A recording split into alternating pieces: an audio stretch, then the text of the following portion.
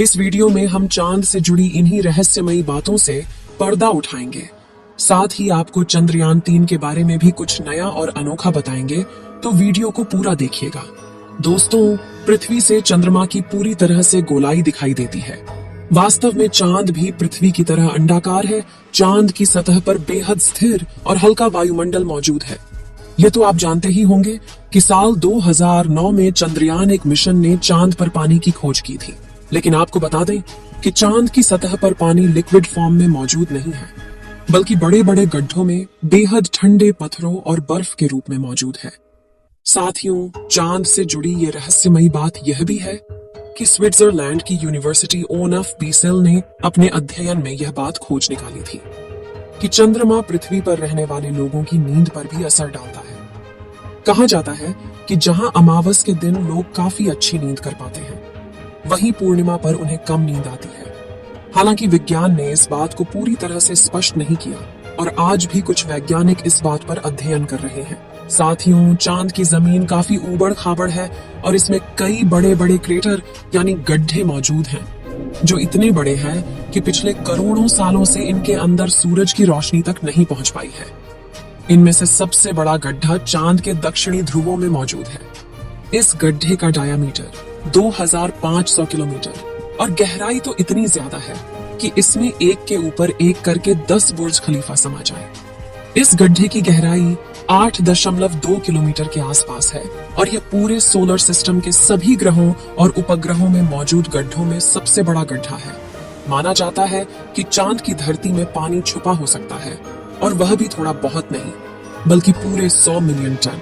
इसके अलावा यहाँ पर hydrogen, sodium, ammonia, mercury, methane और सिल्वर जैसे मूल्यवान संसाधनों का खजाना मौजूद हो सकता है, जिसकी खोज करने के लिए ही चंद्रमा पर चंद्रयान-3 मिशन को भेजा गया है। साथियों, साल 1959 में रशिया के स्पेसक्राफ्ट ने पहली बार चांद पर लैंडिंग की थी, जिसके बाद अमेरिका ने भी कई मून मिशन किए और 20 जुलाई 1969 को नासा के अपोलो मिशन के दौरान एस्ट्रोनॉट नील आर्मस्ट्रॉन्ग और बज एल्ड्रिन ने चांद पर पहली बार कदम रखा था। जिसके बाद नासा ने कई मून मिशन किए थे और अपने कुल 12 एस्ट्रोनॉट्स को चांद पर भेजा। एस्ट्रोनॉट्स ऐसे व्यक्तियों को कहते हैं जो पृथ्वी के वायुमंडल से ऊपर जाकर अंतरिक्ष यानी चांद पर जाकर रिसर्च करते हैं। लेकिन दिसंबर 1972 में अपोलो 17 मिशन के बाद नासा ने अचानक से इंसानों को चांद पर भेजना बंद कर दिया, जिसके लिए उन्होंने कारण दिया कि चांद पर फिलहाल ऐसा कुछ नहीं है जिसकी रिसर्च की जा सके। लेकिन कुछ लोगों का यह भी कहना था कि नासा ने असली कारण को छुपाया है। नासा के द्वारा भेजे गए इन 12 में से कई अंतरिक्ष यात्रियों ने चांद पर कुछ अजीब सी आवाज भी सुनी थी, तो कुछ ने चांद पर बनी अजीब ब्रिज और कूलिंग टावर जैसी रचना को भी देखा था। वहीं चांद की खोज में वैज्ञानिकों को एक सैटेलाइट जैसी रचना भी दिखी थी और वैज्ञानिकों के मुताबिक इसका अपने आप बनना नामुमकिन है।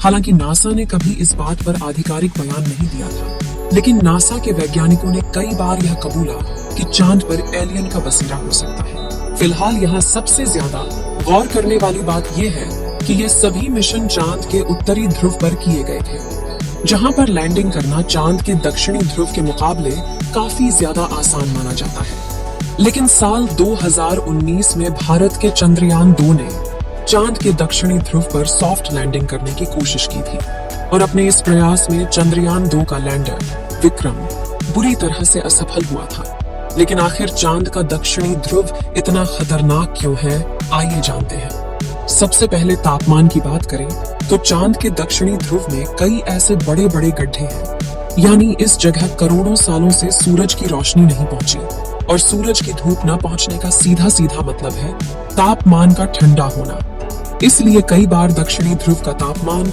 -230 डिग्री सेल्सियस तक पहुंच जाता है। ऐसे में किसी भी इंसान का स्पेसक्राफ्ट से बाहर निकलना तो छोड़ो, खुद स्पेसक्राफ्ट के लिए भी ऐसे तापमान में काम करना मुश्किल है। इतने कम तापमान में कई बार स्पेसक्राफ्ट पर लगे इंस्ट्रूमेंट चलना बंद हो जाते हैं। यहाँ सूरज की रोशनी न पड़ने की वजह से चांद के दक्षिणी ध्रुव के कई हिस्सों में काफी ज्यादा अंधेरा है, जिस वजह से चांद की ऑन ऑर्बिट में घूम रहे नासा, रशिया और चीन के ऑर्बिटल भी वहां के काफी हिस्सों को ठीक से नहीं देख पाए, यानी कि उन हिस्सों में क्या हो सकता है। ये किसी को नहीं पता। ऐसे में वहां जाना सबसे बड़ी चुनौती है। इसके अलावा चांद के दक्षिणी ध्रुव की जमीन उत्तरी ध्रुव से ज्यादा ऊबड़ खाबड़ है। वहीं यहाँ पर कुछ सेंटीमीटर से लेकर 2500 किलोमीटर तक के बड़े बड़े गड्ढे हैं। आपको बता दें कि इसरो के मुताबिक धरती से चांद की दूरी करीब 3,84,400 किलोमीटर है। ऐसे में इतनी दूरी पर लैंडर से डीप स्पेस कम्युनिकेशन बनाए रखना काफी मुश्किल होता है, क्योंकि इतनी दूरी पर रेडियो सिग्नल कमजोर हो जाते हैं और एंटीना से बहुत ज्यादा बैकग्राउंड नॉइज आता है। साथ ही अपने कक्षीय गति यानी कि ऑर्बिटल मोशन की वजह से चांद लगातार अपनी पोजीशन बदलता रहता है। ऐसे में तय की गई लैंडिंग साइट पर पहुंचने के लिए लैंडर को भी सही मोशन पकड़े रहना पड़ता है। इसके अलावा चांद पर पृथ्वी से कम ग्रेविटी है और बहुत पतला वातावरण है। साथ ही चांद के दक्षिणी ध्रुव में काफी बड़े बड़े पत्थर और गड्ढे होने के साथ धूल उड़ती है और ये सभी कारण किसी भी लैंडर को लैंडिंग करने में काफी चैलेंज देते हैं।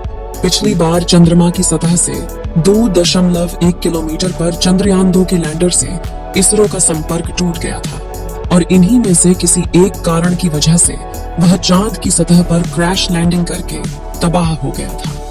लेकिन पिछली बार आई मुसीबत से सीख लेकर इसरो ने चंद्रयान 3 के लैंडर विक्रम को पहले से ज्यादा एडवांस्ड और पावरफुल बनाया है। जैसे कि चंद्रयान 2 के विक्रम लैंडर में 5 थ्रस्टर्स थे, लेकिन चारों तरफ सही संतुलन बनाए रखने के लिए चंद्रयान 3 के लैंडर में बड़े और एडवांस 4 थ्रस्टर्स लगाए गए हैं। इसके अलावा इस बार के विक्रम लैंडर में लेग्स को बड़ा और मजबूत कर दिया गया है। साथ ही इसकी फ्यूल स्टोरेज कैपेसिटी को भी बढ़ाया गया है। वहीं उसमें लगे कम्युनिकेशन डिवाइस भी एडवांस तकनीक का इस्तेमाल कर रहे हैं, जिससे इस बार लैंडर इसरो से संपर्क न तोड़े। और सबसे जरूरी बात कि सॉफ्ट लैंडिंग सीक्वेंस को भी काफी हद तक सुधार दिया गया है। इन सभी बदलावों से चंद्रयान 3 के लैंडर को चांद की सतह पर सॉफ्ट लैंडिंग करने में आसानी होगी। साथ ही उन सभी बदलावों को टेस्ट करने के लिए सिमुलेशन चलाकर विक्रम लैंडर की हजारों बार टेस्टिंग की गई है, जिसमें ठंडे तापमान में उपकरण चल रहे हैं कि नहीं, उनकी जांच करना, लैंडर के पैरों की मजबूती टेस्ट करना, कम ग्रेविटी में थ्रस्टर्स टेस्ट करना, ऊबड़ खाबड़ सतह पर लैंड करवाना, ये सभी शामिल है। और इसकी लैंडिंग साइट यानी चंद्रमा की धरती पर उतारने की जगह इसको भी पहले से ज्यादा बढ़ाकर 4x2.4 किलोमीटर की लोकेशन चुना गया है। और यदि सब कुछ प्लानिंग के मुताबिक रहा तो 23 अगस्त के दिन विक्रम लैंडर को चांद की सतह पर लैंड करवा दिया जाएगा। अगर चंद्रयान 3 ने सफलतापूर्वक लैंडिंग कर ली तो भारत पहला देश होगा जिसने इतनी भयानक जगह पर लैंडिंग करवाई है। चंद्रयान 3 के सफल होने की दुआएं आप कमेंट बॉक्स में करते रहें। चलिए दोस्तों, इस वीडियो को यहीं पर खत्म करते हैं। इस वीडियो को एक लाइक जरूर करें और अपने मित्रों तक इस वीडियो को शेयर करें ताकि उन्हें भी जानकारी मिल सके। और अपने भरोसेमंद चैनल को सब्सक्राइब जरूर करें और बेल आइकन को ऑल पर सिलेक्ट करना बिल्कुल ना भूलें। मिलते हैं किसी और नॉलेजेबल वीडियो के साथ। वीडियो को अंत तक देखने के लिए धन्यवाद।